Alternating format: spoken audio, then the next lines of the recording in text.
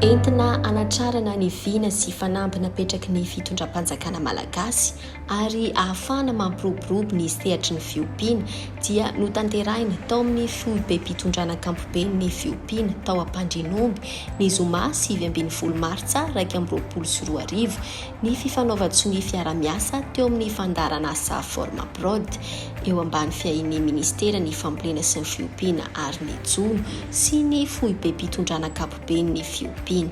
Tanjona andrasana amin'ny FORMAPROD ny fananana ireo teknisianina manana fahaiza-manao hanatsarana ny teknika fiompiana. Anisan'ny ataontsika hoe andrasana amin'ny fandaharanasa FORMAPROD dia ny fananana ireo teknisianina manana fahaiza-manao mba ahafahan'izy ireo mitondra ny ataontsika hoe famohanana ara-kevitra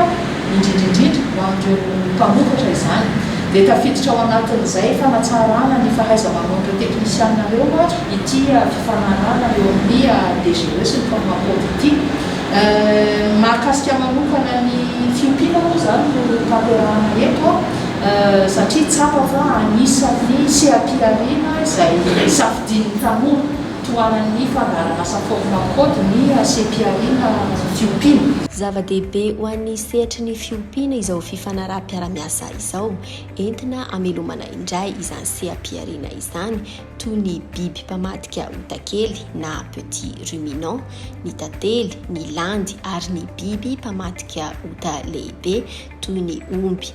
Eo ihany koa ny fanamafisana ny fiara-miasa eo amin'ny mpamokatra sy ny mpandraharaha ary ny fanodinana ny vokatra azo avy amin'ny hena. Ny tena tombony anankiray lehibe hita ao anatin'izay fiara-miasa izay dia voalohany indrindra ny tetikasa FORMAPROD dia efa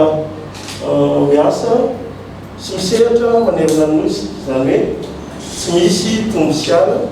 ny amin'ireo faritra rehetra eo ambony izay iarahantsika malala fa anisan'ny seha-piariana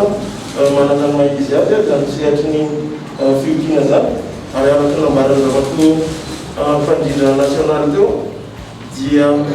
ny tanora izay mahazo fifanana avy eo anivon'ny tetikasa FORMAPROD sy izay tanora rehetra mahazo fifanana amin'ny lafiny fampandrosoana ny tontolo ambanivohitra dia ny ankamaroan'izy ireo misafidy